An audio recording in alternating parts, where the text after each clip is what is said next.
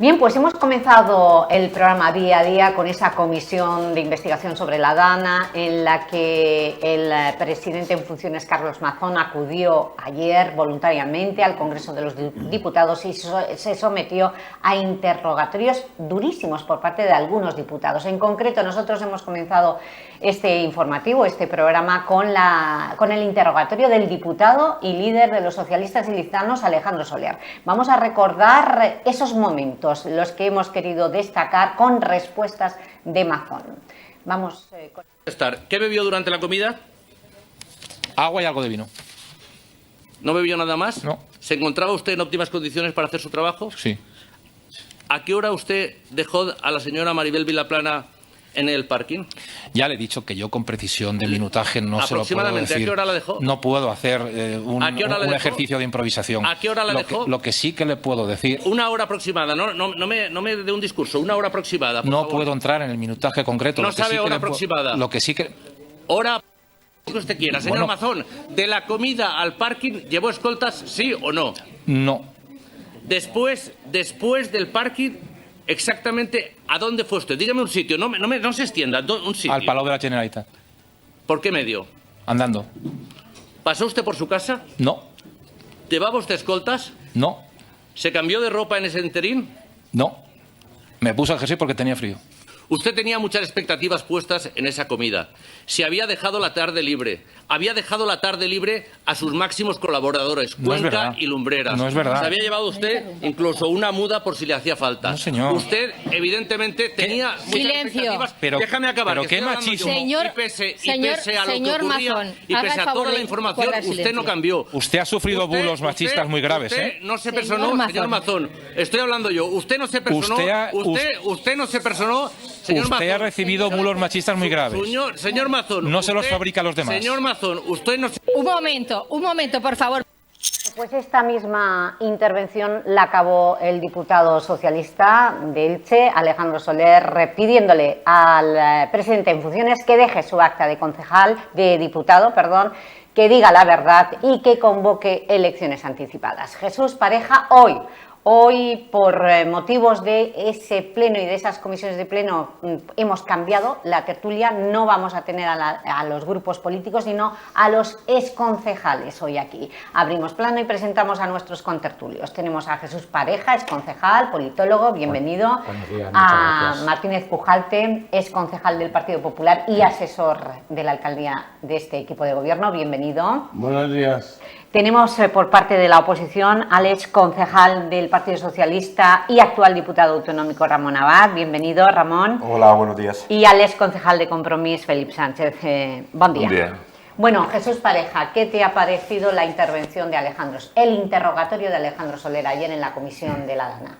Yo, la apreciación que hago desde el punto de vista político es, al final es una cacería, ¿no? A mí me parece que tampoco se va a resolver nada. Yo he venido sosteniendo que hubiera estado Mazón en su sitio, ¿no? Desgraciadamente hubiera habido el mismo número de víctimas, pienso yo, ¿no? Porque es imposible reaccionar ante un acontecimiento que la naturaleza te sobreviene, te trae, ¿no? Desde el punto de vista político, la izquierda creo que se está excediendo porque está manejando bien los tiempos en el sentido de que lo hacen bajo su conveniencia, ¿no? Yo creo que Mazón ya ha dimitido y ahora se trata de depurar responsabilidades, pero creo que se le echan encima o se le están echando encima de una manera voraz, ¿no? Yo creo que cualquier ser humano no hubiera querido lo que ha sucedido, ni él tampoco ni ninguno, de eso estoy convencido, ¿no? Y ahora hay un ensañamiento que se está produciendo, porque además en ese interrogatorio, si nos fijamos, aparecen preguntas que no tienen sentido, es decir, ¿se cambió usted de ropa? ¿Qué tardó en ir al parking o no? Cosas que no hubieran resuelto nada, ¿no? Independientemente de la responsabilidad que se tenga que asumir o no. Pero lo que resulta... Eso es lo que dijo Mazón, que si hubiera llegado al CECOPI antes... Tampoco hubiera resuelto nada, porque al final está en juego una tragedia que se produce como consecuencia de la naturaleza, independientemente de haber podido amortiguarla un poco, ¿no? Paso a Ramón Abad. ¿Ha visto a su líder de los socialistas? ¿Se excedió en las preguntas? Aquí quien se ha cedido desde el primer momento es el presidente de la Generalitat en funciones, que ha cambiado de versión 9 veces desde el 29 de octubre de 2024 y que no le dice una verdad ni a su médico de cabecera. Eso para empezar. Aquí hay un auto judicial de una jueza de Catarroja que ya ha manifestado que las horas críticas de esa dana fueron sobre las 6 de la tarde y la alerta llegó a las 20 y 11 horas, o sea, 2 horas después de esos momentos críticos. Y la jueza también manifiesta que si de haber podido enviar esa alerta a tiempo, muchas de las víctimas, de las 229 víctimas, se hubieran podido salvar. Por lo tanto, aquí en esta comisión de investigación lo que se están dirimiendo las responsabilidades políticas y, ojo, las responsabilidades penales, eso ya será potestad de los tribunales de justicia. Pero ante un señor que ha cambiado 9 veces de versión, que no le dice la verdad ni a su médico de cabecera y sobre todo que quiere marcharse de rositas ante una responsabilidad política manifiesta porque él es el responsable de esas 229 víctimas. Felipe. Bueno, aquí lo que vemos es que el señor Mazón está preparando su futura defensa penal, porque esto evidentemente acabará en un tribunal y él será citado, y es evidente que no quiere pillarse las manos de ninguna de las maneras. Que lo haga con esta absoluta denegación de su propia responsabilidad como máximo dirigente de la Generalitat Valenciana, que lo haga también con esa falta de empatía hacia las víctimas mortales y las no mortales, porque ha habido heridos, ha habido personas que le han perdido todo su patrimonio, es decir, esa falta total de empatía que se le ve, que, pues bueno, ha dimitido, pero sigue siendo diputado, hay que recordarlo todavía, sigue siendo un político en activo del Partido Popular. Ayer la comisión, bueno, pues cada grupo político jugó su papel. Sí, PP y Vox volvió a culpar al gobierno central, cosa que, por cierto, la instrucción de la jueza y la propia Audiencia Provincial de Valencia está denegando esas responsabilidades que por ahora se le van atribuyendo. Pero bueno, lo que vimos al final es pues algo que lamentablemente no es inesperado, porque viendo la trayectoria de este último año, al final no os ha sorprendido a ninguno la actitud de Ni siquiera la dureza de Rufián. La dureza de Rufián, bueno, cada político hace la política como prefiere, ¿no? Pujal, que le he dejado para el final porque usted no ha visto la comisión de investigación, pero ha podido valorar los 3 cortes de voz que hemos puesto de Soler, que ha sido una intervención de 20 minutos, mucho más larga.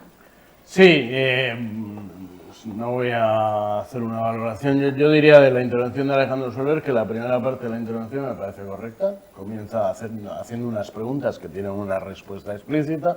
Y la segunda parte de la intervención me parece ya una cosa completamente fuera de lugar, en la que hace preguntas basadas en absolutos infundios de los que no se tiene la más mínima, no ya prueba, sino el más mínimo indicio, ¿no?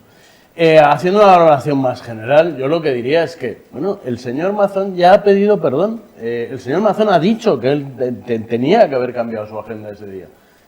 Y no solo ha pedido perdón, sino que ha asumido su responsabilidad. Ha asumido su responsabilidad mediante la dimisión. Ya se ha ido.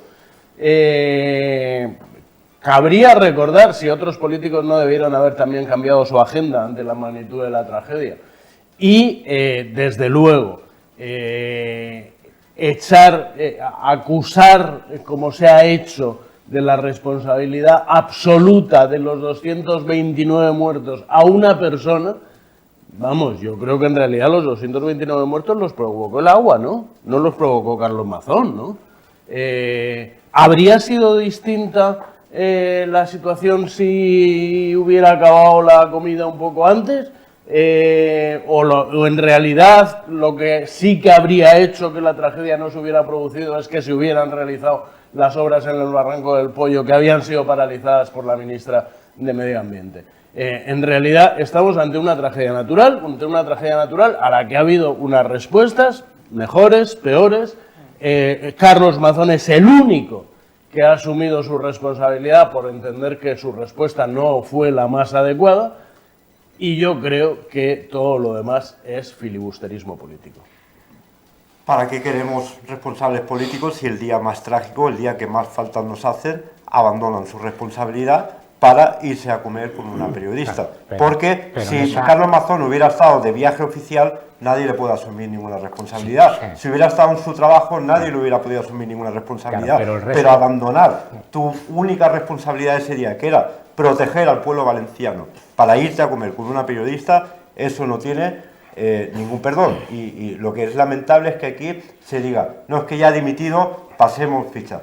Oiga, el señor Mazón es tan diputado como yo. El señor Mazón sigue en las Cortes Valencianas, sigue conservando sus derechos como diputado, sigue conservando su aforamiento. Quizás que no quiera ir ante la jueza de Catarroja a explicar su responsabilidad. Sí, pero lo que parece razonable es que otros siguieran la misma dirección, porque claro, lo que no puede ser es, como decía Pujalte, que sea solo una responsabilidad absoluta. Es decir, Mazón es o ha sido el presidente de la Generalitat Valenciana, pero es que el presidente de España tampoco dio la talla, y otros que le acompañan y otras ministras tampoco dieron la talla. Entonces, ¿por qué irse él solo? Es decir, ¿por qué no se tiene que ir el presidente del gobierno? ¿Es que acaso no tiene ninguna responsabilidad?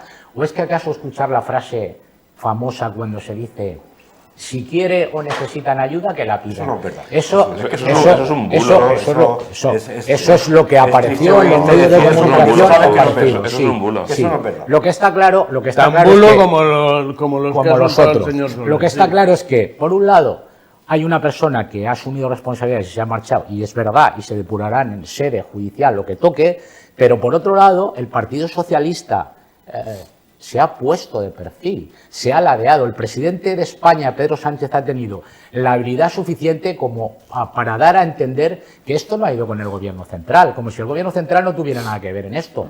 Como si no se hubieran podido poner más medios a su alcance o haber reaccionado de una manera más rápida. Es decir, Mazón sí, vale, pero los otros también, y Pedro Sánchez por delante. Vamos a terminar. Esta era una noticia que hemos querido valorar, pero evidentemente hay otros asuntos de la actualidad local. Vamos con la gestión urbanística. Ha habido varias ruedas de prensa que han tenido que ver con esa gestión urbanística por parte del concejal de Estrategia Municipal, que bueno, el otro día anunció que se iban a subir más las alturas en el municipio. Es un modelo por el que se apuesta para optimizar el suelo que queda urbanizable. También, ya que tenemos aquí al diputado autonómico Ramón Abad, lo hemos visto en varias comparecencias, hablar de proyectos que en 2026 prometidos por la Generalitat que no se van a cumplir, y concretamente nos mostró una respuesta de la Consellería de Cultura, y esto es lo que nos preocupa, en el que decía que no había ningún convenio con el Ayuntamiento ni se había movido ni un papel para la rehabilitación del convento de las Clarisas. Martínez Pujalte, en este tema... Sí, lo primero que habría que preguntar es de cuál es la fecha de esa pregunta y de esa respuesta. Ahora sí que hay un convenio. 5 de noviembre la respuesta. Pues ahora sí que hay un convenio para la puesta en marcha del proyecto del Centro Cultural Clarisas. La realidad es que la Generalitat ha subvencionado, ha financiado el coste de la realización del proyecto, y muy pronto veremos cómo en los presupuestos del año 2026 figura también la inversión de la Generalitat, no solo para la realización del proyecto, que es lo que se ha hecho ahora, sino también para las obras del convento del Centro Cultural Clarisas. Es una obra que se va a realizar y que se va a realizar con financiación de la Generalitat Valenciana. Sencillo, hemos escuchado desde el principio de legislatura al alcalde a Pablo Ruz decir que el ayuntamiento iba a redactar el proyecto, se iba a encargar, y que el Consejo ejecutaría la obra de la restauración del convento de las Clarisas. A una respuesta parlamentaria fechada el 5 de noviembre por vuestro consejero de Cultura, Pujalte, por José Antonio Rovira, dice que no saben fecha concreta de cuándo el ayuntamiento tiene que iniciar las obras. Por lo tanto, aquí alguien ha mentido y alguien nos ha engañado. Si desde el principio se está diciendo que el ayuntamiento redacta el proyecto y que el Consejo ejecuta, y una respuesta parlamentaria, ojo, del consejero del Partido Popular, que eso no lo dice un diputado del Partido Socialista, no lo dicen las hordas comunistas de la Comunitat Valenciana, lo dice el consejero de Cultura, que no saben cuándo el ayuntamiento debe empezar las obras. Por lo tanto, aquí alguien nos está mintiendo y debería decir verdad, porque lo que no es normal es que ya estemos empezando a normalizar que el equipo de gobierno del Ayuntamiento de Elche, cuando acaba sus juntas de gobierno, sale la portavoz y no dice todo lo que se trata en la junta de gobierno. Al final tiene que ser fruto de averiguaciones periodísticas y políticas cuando se descubra la verdad, porque ahora hay un presunto convenio, ya dicen presuntamente firmado por el alcalde y por el consejero de Cultura, pero que no se ha dado cuenta tras una reunión de la Junta de Gobierno. Por lo tanto, si empezamos a normalizar esas situaciones, flaco favor le estamos haciendo a esa normalidad y a esa transparencia que debe haber en cualquier administración pública. A ver, yo creo que hay que ser en todo esto un poco más prudentes. Es decir, ha sido removerse el asunto de la Generalitat Valenciana con todo lo que ha pasado y parece que Elche lo vaya a perder todo, como si no hubiera más futuro. Yo creo que hay que ser un poco prudentes y tener paciencia a ver cómo circula el ejercicio siguiente. Yo no creo que vaya a haber ningún problema en eso. Además, si se está diciendo que no se ha dado una fecha concreta, pero eso no es lo mismo que haber dicho que no se va a hacer nada. Vamos a esperar un poco, porque es que al final... ¿Quién la tiene que ejecutar? ¿El ayuntamiento o la del consejo? No, si no se trata de quién, si al final de lo que se trata es de que Elche reciba lo que tiene que recibir. Pero eso es que es muy pronto para ya decir, no vamos a tener ni clarisas, no vamos a tener ni esto ni lo otro, vamos a tener un poco de paciencia. Será fácil juzgar y decir la verdad cuando acabe el ejercicio 26 o 27, vamos a ver... ¿Cuál es la realidad o el pronóstico de Elche? Había esto, 10 cosas, 12, 14, ¿cuántas ha habido? 0, se han hecho 7, pero es que ahora es muy pronto. Es que queréis correr demasiado, es que ha sido montárselo de Valencia y parece que Elche haya caído en un caos. ¿Alguien piensa que la Generalitat Valenciana, sea quien sea o venga quien venga, no va a estar al lado de Elche? Porque ¿quién puede asegurar eso? Vamos a esperar, no seamos tan rápidos sobre algo que no podemos asegurar, ¿no? Parece más lógico y más prudente pensar así que no querer ir tan deprisa. Pues mira, le voy a dar la razón a Jesús, hay que ser más prudente. Claro. Y yo creo que a lo mejor el alcalde... Si no, ¿qué diremos luego? Si luego ocurre, ¿qué diremos? Bueno, se ha hecho, entonces se dirá que tarde. Vamos a dejar paso a Felipe, es que hay más temas. Bueno, pues le doy la razón, hay que ser más prudente. Y me parece a mí que el señor Ruz pues, tendría que haber sido más prudente con sus expectativas, ¿no? Nos ha vendido una moto a los solicitados y solicitadas en las que esta legislatura se iban a realizar, pero estamos hablando de estar realizada o en marcha, constatándose materialmente un montón de infraestructuras y un montón de promesas, y estamos viendo como el paso del tiempo las va dilatando. Ni siquiera parece que hay un convenio, no sé cuándo se ha firmado ese convenio. Rarísimo que un alcalde y un consejero no firmen un convenio de manera pública. Los convenios que se firmaron, o los protocolos que sí que se firmaron, fueron los de la devolución de los 43 millones de euros de la deuda de la Universidad Miguel Hernández. Y esos que están firmados, el PP y Vox, que también estaba en ese momento en el Consejo, no han querido cumplirlos. Eso sí que es constatable, eso sí que era material y se han rechazado esa inversión. Ahora estamos a las expensas de que ese convenio se sustancie para ver también quién va a ejecutar la obra, porque en el convenio pondrá si la hace la Generalitat, si la hace el Ayuntamiento, porque por ahora son palabras, no son hechos. Veremos a ver si cuando acabe la legislatura, en las clarisas, pues bueno, hay proyecto o hay algún albañil trabajando. Muy telegráficamente. Primero, sobre clarisas. La realidad es que hay un convenio aprobado por el Consejo y aprobado por Junta de Gobierno y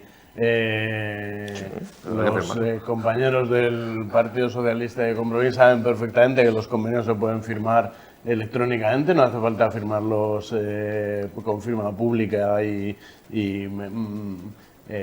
caligráfica como antes.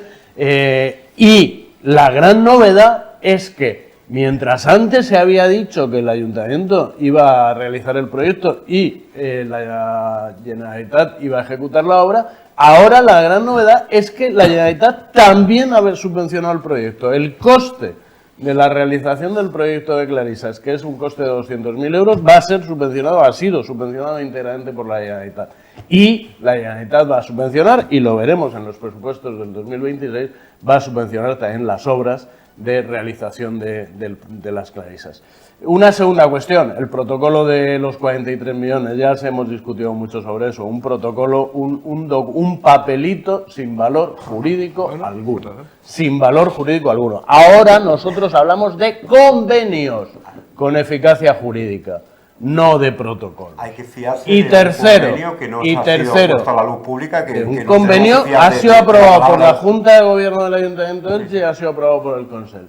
Y tercero, quiero también hacer un comentario sobre lo que ha dicho el señor Abad sobre la transparencia de las juntas de gobierno. Probablemente al Partido Socialista le gustaría que cuando, por ejemplo, se informa sobre las licencias de obras, se den los datos de quién es el que solicita la licencia de obras y su dirección. Pero ese tipo de filtraciones que vulneran el derecho a la intimidad y el derecho a la protección de datos se lo dejamos a la señora Patricia. Hombre, habría que ver a quién filtró, se los dejamos a la señora Patricia al Partido Popular ese audio. También se podría ver también quién filtró al Partido Popular ese audio, ya que hablamos de filtración. Era una rueda de prensa de carácter público. Era una rueda de prensa de carácter público. No se ha dicho nunca cómo consiguió en tiempo récord. Era una rueda de prensa de carácter público. Las ruedas de prensa son siempre públicas. Se impidió en votación plenaria una comisión de investigación para averiguar por qué en tiempo récord el alcalde, por encima de los ciudadanos, consigue una licencia expresa. Eso es una falsedad, y la verdad es que hubo una filtración que lesiona el derecho a la protección de datos por parte de la señora Patricia. ¿Por qué no se permitió Martín esa comisión de investigación? Si tan claro estaba, ¿por qué no se permitió esa comisión de Y investigación? ahora les voy a pedir a todos, a los cuatro, una valoración de sobre todo a la oposición, una valoración a estas alturas del mandato de Pablo Ruz y de Aurora de la gestión urbanística. Se han desbloqueado proyectos importantísimos como la fachada de Rigos el Progreso y se han dado licencia también para determinados proyectos.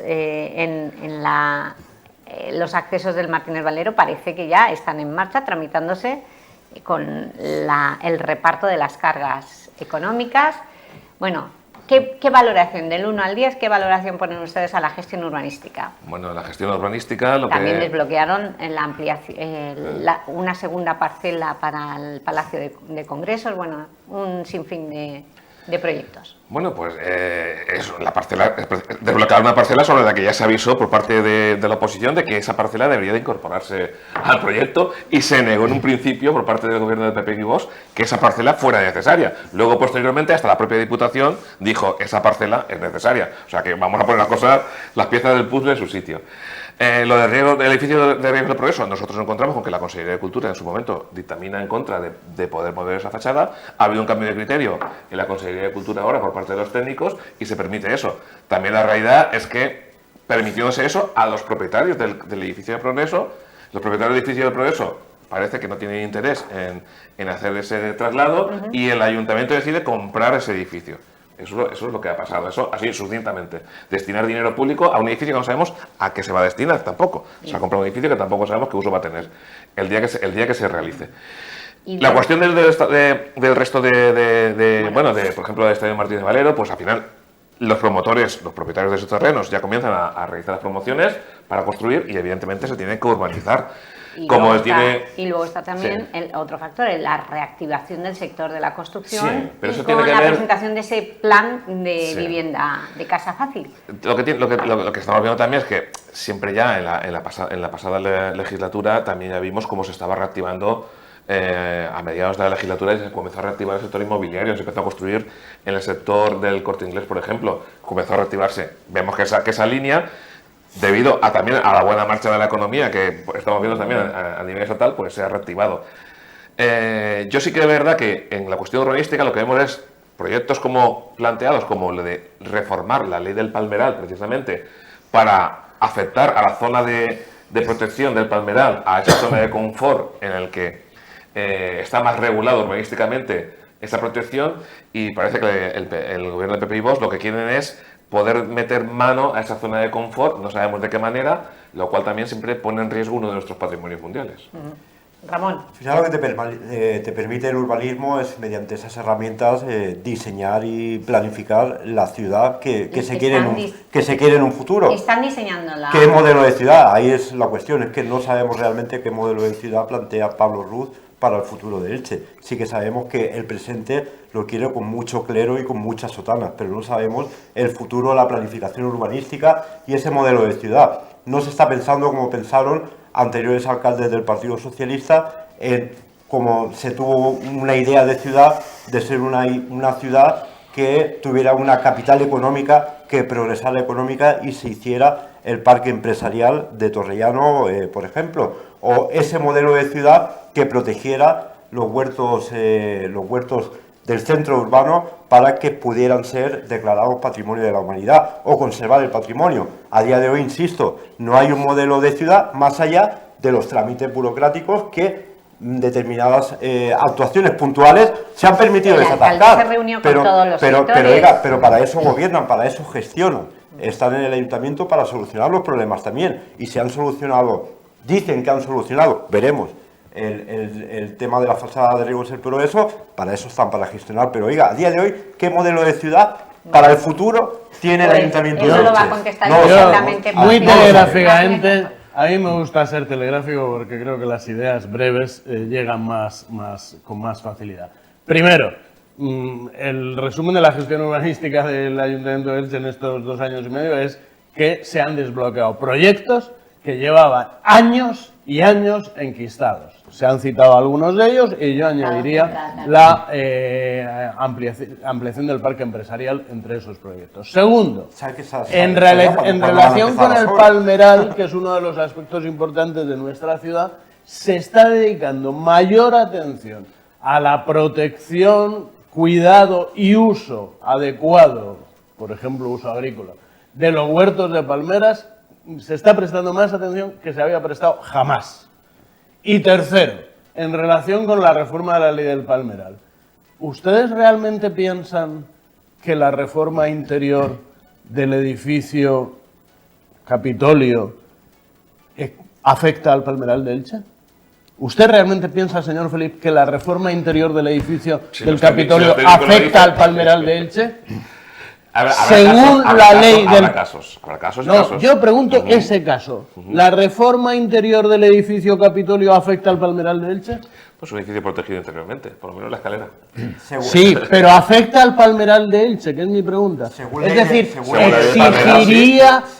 ¿Es razonable que la reforma interior del edificio Capitolio exija una autorización de la Junta Gestora del Patronato del Palmeral y de la Consejería de Cultura por su afección al Palmeral? No me refiero a otra cuestión que evidentemente comparto plenamente, que es el carácter. Pero no estamos hablando de este caso, estamos hablando de los casos de los que estamos en la zona de protección del Palmeral, el Palmeral es visible y el equipo de gobierno a la edificación. Esa es la rigidez de la ley. No puede trasladar un problema de gestión, de ineficaz gestión por parte del ayuntamiento, no, trasladarlo a un problema legislativo de una ley que salió aprobada según la ley del Palmeral, sin ningún voto según la ley del Palmeral, tanto, la reforma interior del edificio Capitolio, dedíquense más a la gestión pública, sean más eficaces y desatasquen esos trámites administrativos. No, claro que los hemos desatascado, pero pero si cuando nosotros llegamos al gobierno no existía la Junta Gestora del Patronato del Palmeral, la pusimos en marcha nosotros. No. Jesús. Desde el punto de vista de lo que se estaba preguntando de la gestión urbanística... Y sobre todo el modelo... Os ha preguntado algo muy directo también. Sí, pero ¿Qué modelo de ciudad es el que está hay una cosa que está diseñando el gobierno de PP y Vox? El modelo de ciudad al final se define con lo que se está haciendo y con una idea de futuro de la ciudad que se tiene. Esto es una cosa que a mí a nivel particular me gusta preguntar a la gente. Lo que nadie puede negar, tenga la ideología que tenga, es que el conjunto de proyectos, en general, de actividades también, pero solo de proyectos que tienen un contenido urbanístico, en estos 2 años que llevamos largos de gobierno, no tiene comparación con ningunos otros años de gobierno del Partido Socialista. Solo se le parece a la época de Diego Maciá en algún caso. Es decir, la actividad que ha recibido en esta materia la ciudad, este impulso, no se conocía. Eso la gente lo reconoce por la calle, pero no porque lo diga yo, porque a mí me gusta eso y me gusta preguntar a la gente. Y la opinión mayoritaria que da la ciudadanía cuando tú le preguntas a cualquiera, bien en Carrús, en el Raval o en Altavix, y hablas de estos temas, la opinión mayoritaria que surge de eso, de ese sentir del pueblo, es que se están haciendo muchas cosas. Luego no se va tan mal. Claro, es muy fácil para la oposición agarrarse a pequeños incumplimientos que puedan darse o a pequeñas aspiraciones que esto no se ha hecho o que se quiere hacer.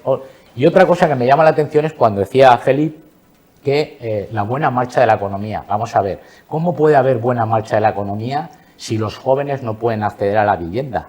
Por ejemplo, esto dígaselo usted a los jóvenes en la calle, con los que yo hablo también y les pregunto. El otro día estaba en una casa en el Toscar, que fui a ver a una persona, y lo primero que me dijo el padre fue: che, ya tengo a mi chiquillo otra vez en mi casa. Y mira que tiene trabajo, pero no le da para más. Es la segunda vez que vuelve.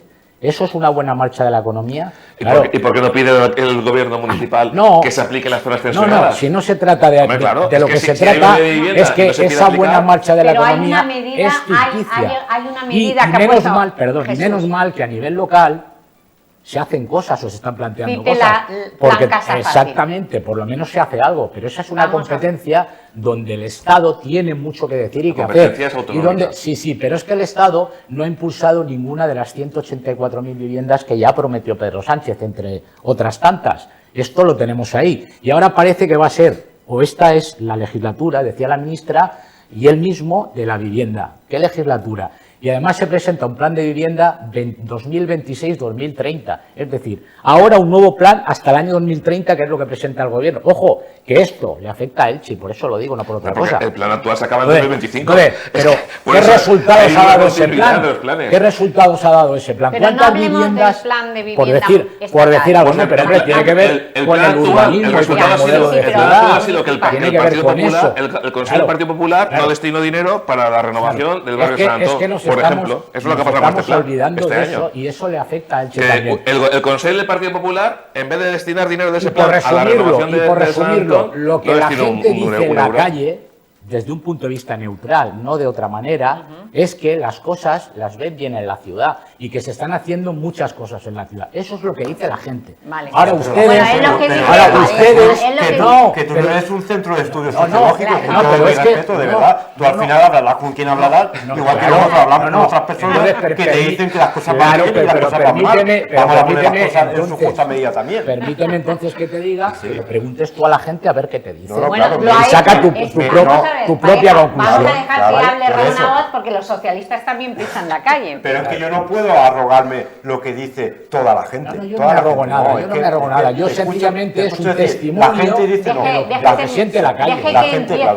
La gente dice muchas cosas, para bien y para mal, y habla cosas buenas de uno y habla cosas malas de otro. Que nosotros, muchas cosas, pero al final se sacan conclusiones. Sí, pero al final no se me ha contestado a la pregunta que he hecho: ¿qué modelo de ciudad tiene Pablo Ruz para el futuro de la ciudad de Elche? Más allá del cortoplacismo de la ciudad clerical y de las sotanas. Pues no hay ninguna respuesta a esa pregunta. Que responda Martínez Pujalte. Perdóname, querido Ramón, si lo digo con una cierta crudeza, pero me parece que lo de la ciudad clerical y de las sotanas no deja de ser una pequeña sandez. Pero al margen de eso, yo creo que el modelo de ciudad, nosotros tenemos claro hacia qué ciudad debemos ir. Nosotros piensa el Partido Popular que Elche es una ciudad, lo ha dicho más de una vez el alcalde, una ciudad total. ¿Y qué significa eso de ciudad total? Pues es una ciudad en la que hay tres sectores productivos que tienen los tres un peso importante en la economía de la ciudad, que son la agricultura, la industria y los servicios. Tenemos que apostar por el crecimiento empresarial, tenemos que apostar por el crecimiento de zonas de expansión de la industria. En ese sentido va a haber realidades también, y con toda seguridad en este mismo mandato de la Corporación Municipal en relación con el parque, con el polígono industrial Porta de Elche, además de la ampliación del parque empresarial. Tenemos que apostar por la agricultura y en ese sentido yo creo que este es el primer gobierno que está realizando una política decidida de protección y cara a las pedanías y de integración de las pedanías en la ciudad. Y luego tenemos que apostar por un turismo mucho más sólido, como se ha manifestado también a lo largo del año 2025, entre otras cosas, debido a una política de eventos importante. Y este tema de los eventos y de la captación de eventos va a tener también traducción en algunas medidas importantes de gobierno. Bueno, las decisiones que se tomen hoy van a tener repercusión en el futuro. Y un pequeño ejemplo, Pujalte, Pareja y yo coincidimos en la corporación 2011-2015. Hasta en 4 ocasiones el Partido Socialista propuso en aquella época al equipo de gobierno del Partido Popular, de Mercedes Alonso, comenzar los trámites para la ampliación de Elche Parque Empresarial y el inicio de los trámites del Porta de Elche. Hasta en 4 ocasiones. Pareja y yo votamos a favor. El señor Pujalte y el Partido Popular votó hasta en 4 veces en contra.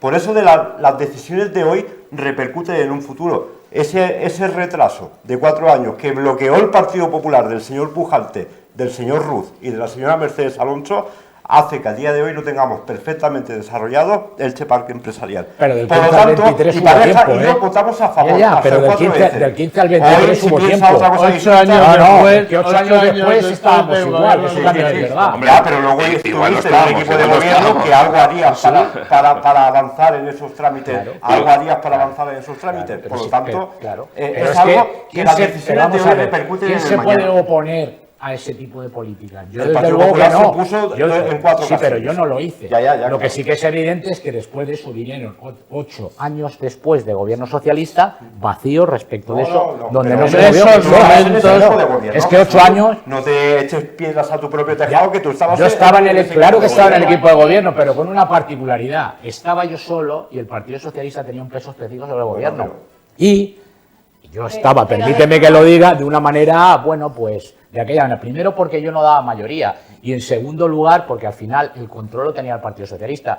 Porque si no lo sabes, te lo digo Y de yo, los 2 años lo de que me vacío costó, de Pablo Ruz, lo que me antes de costó, los lo que trámites, me costó habrá a algo que mí decir también. que se pudiera hacer el pabellón que ahora se va a inaugurar dentro de nada en el barrio de la Yu. Entonces sí que tenías Por peso ejemplo, específico. o sea, no, fíjate si me costó.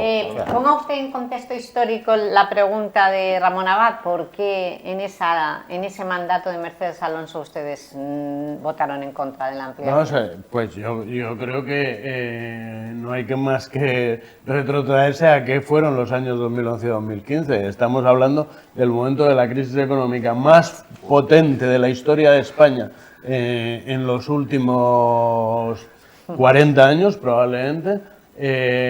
Y en ese momento que era el momento de la crisis económica más potente de España, no era el momento para plantearse la ampliación del parque empresarial o la puesta en marcha del polígono Portaels. Nosotros en ningún momento estuvimos en desacuerdo con esa idea, pero desde luego no se daban las circunstancias en ese momento. Y ahora, Felipe. Bueno, yo creo que precisamente en una crisis económica es cuando tú tienes que poner los medios para combatirla y además para prever las siguientes crisis, porque sabemos que las crisis económicas suelen ser cíclicas. Y además, conociendo la duración que tienen estos procesos, porque aunque parece que no se haya hecho nada, si precisamente ahora pueden hablar de que están avanzando en el parque empresarial, es por toda la tramitación previa, que es muy compleja, que tiene que entran muchísimos organismos públicos para poder ir aprobando paso a paso esa ampliación. Quedó claro. Entonces Timo es muy Puig complicado. lo declaró por la vía de urgencia. Por la vía de urgencia, pero esa vía de urgencia, fíjense ustedes, Más de 40 informes. ahora. fíjense ustedes Más esa de vía de 40 urgencia informes. cómo es. Entonces, que siempre lo hemos dicho, yo por parte de Compromís siempre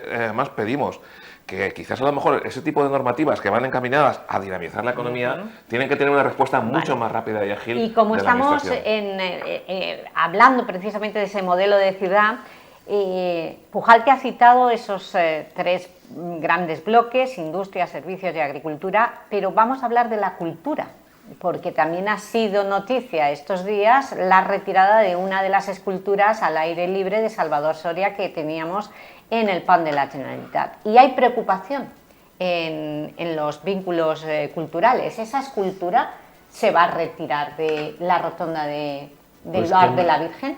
Que no haya preocupación, que haya calma. La realidad es que la escultura de Salvador Soria, que se encontraba junto a la Casa de la Virgen, estaba muy deteriorada, gravemente deteriorada. La escultura se ha retirado para ser restaurada y una vez que sea restaurada será nuevamente exhibida en la vía pública. Si bien no va a ser en el mismo lugar en el que se encontraba ahora. En el lugar en el que se encontraba ahora la escultura de Salvador Soria, que es un lugar muy ligado a una tradición ilicitana, que no sé si al señor Abad le gustará, porque ha criticado antes las cosas de las religiosas, entonces no sé si le gustará o no, pero la realidad es que ese rincón de nuestra ciudad se encuentra muy ligado a la tradición de la Avenida de la Virgen. Lo va a estar más todavía, porque en uno de esos proyectos, que en absoluto son de esos que estaban iniciados, como a veces les gusta decir a los del Partido Socialista, no, en este caso no había nada hecho, y solo por iniciativa del actual gobierno municipal se ha logrado la cesión de lo que solemos llamar la Casa de la Virgen y se ha restaurado para que pueda ser sede de una exposición permanente sobre la Avenida de la Virgen. Y entonces, aprovechando esa circunstancia y este contexto, en ese lugar se va a ubicar una escultura de un artista ilicitano alegórica sobre esa tradición de la Avenida de la Virgen. Y en otro lugar de la vía pública que pueda ser absolutamente digno, tan digno como era el lugar en el que se encontraba ahora, se repondrá la escultura de Salvador Soria. Vale, la escultura alegórica sobre la Avenida de la Virgen va a ser del artista Jesús, el mismo que hizo la estatua de Cantó. Yo creo que de momento digamos que es un artista ilicitano, pero no creo que de momento vamos a preservar el nombre de ese artista. Pero es una escultura, no es una escultura de hierros de esa naturaleza, es una escultura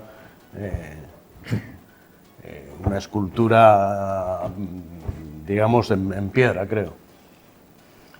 Bueno, esa es la noticia que nos Pues ha la dado noticia- Martínez Pujalte. pues Se retira la escultura de Salvador Soria para su restauración y se retira de la rotonda donde ha estado durante décadas. A veces hay que tener un poco de respeto por la memoria visual de los ilicitanos y ilicitanas.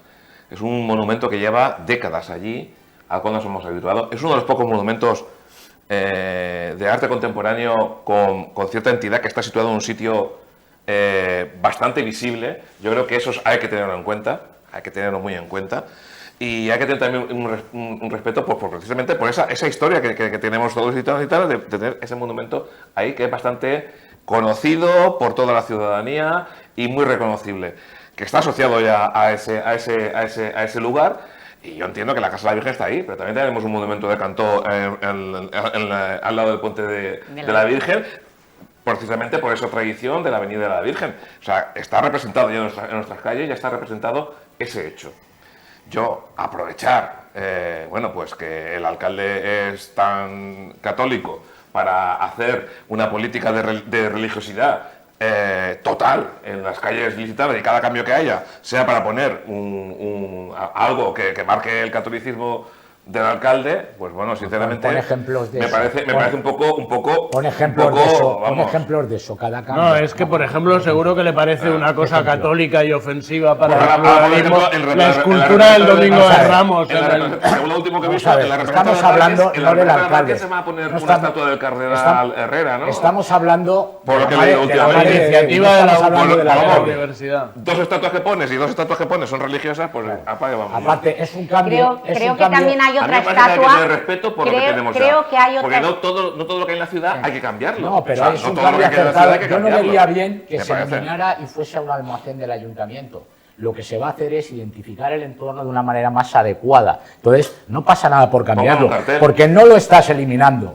No lo estás eliminando. Entonces, es más significativo. Eso no hay por dónde cogerlo. Claro, no Vamos puedo a dar cogerlo paso, porque tú lo ves que así. me interesa Porque la tú lo ves opinión- así. Me interesa Claro, la sí. opinión de los socialistas. Ramón. Sobre todo cuando normalizamos lo que decía antes, la política de hechos consumados y el rectificar sobre la marcha. Aquí se retira esta escultura del Pont del Bé Milenario y no se dice nada, y es a través de una denuncia y de una investigación periodística cuando un asesor del equipo de gobierno dice que se va a cambiar por otra escultura de otro tipo, por una tradición. Pero oiga, ¿por qué no se hace con tiempo? ¿Por qué no se avisa? ¿Por qué no se reúne al tejido cultural de la ciudad, que ahora muestran esa inquietud y se les manifiesta ese proyecto emblemático que tiene el alcalde? No, aquí se ha ido a hechos consumados y es ahora cuando ha habido una denuncia y ha habido una presión pública y política cuando el equipo de gobierno rectifica y dice que bueno, que va a ser emplazado en otro sitio de la ciudad. Llamar Por una esto, presión esto es al algo artículo similar a lo de del nombre del denuncia. pabellón que promovió Jesús Pareja, según dice promovió Jesús Pareja.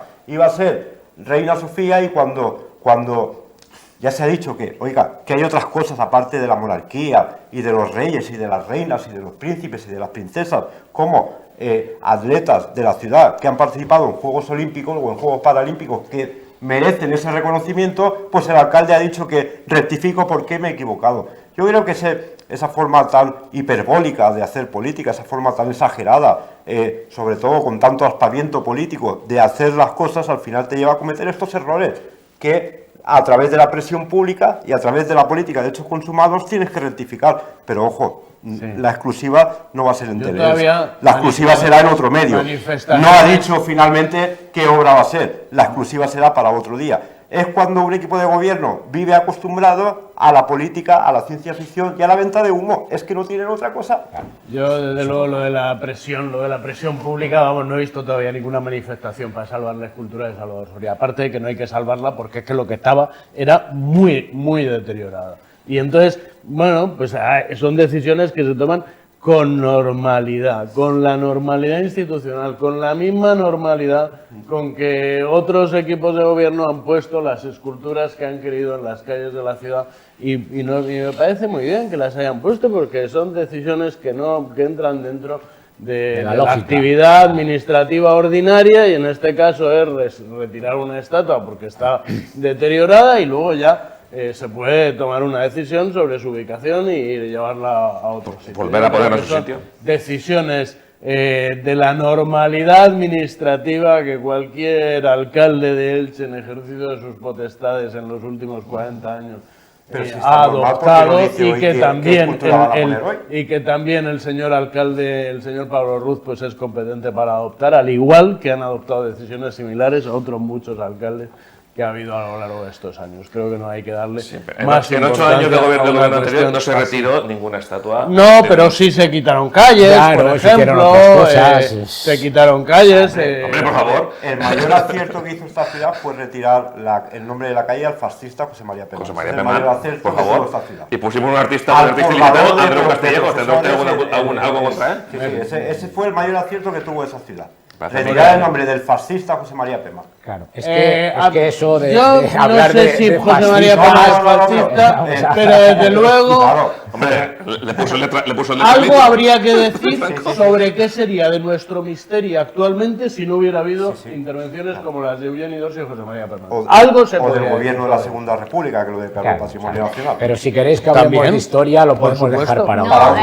Sí, porque la cruz al final se mantiene en el Paseo de Germanías, que no sé. Bueno, claro, pero también la querían quitar, y luego dicen que ellos no quitan esculturas, pero cuando es una cruz, sí, eso hay que respetarlo, porque es ofensiva. A mí me molesta el franquismo. Las cruces no me molestan. A mí tampoco me molestan las cruces, y también me molesta el franquismo. Bueno, pues dejamos ya el debate. La Pujalte no nos da más detalles de qué escultura ni de quién va a ser la escultura que se coloque delante del Museo de la Virgen. Ya te emplazamos para otro programa.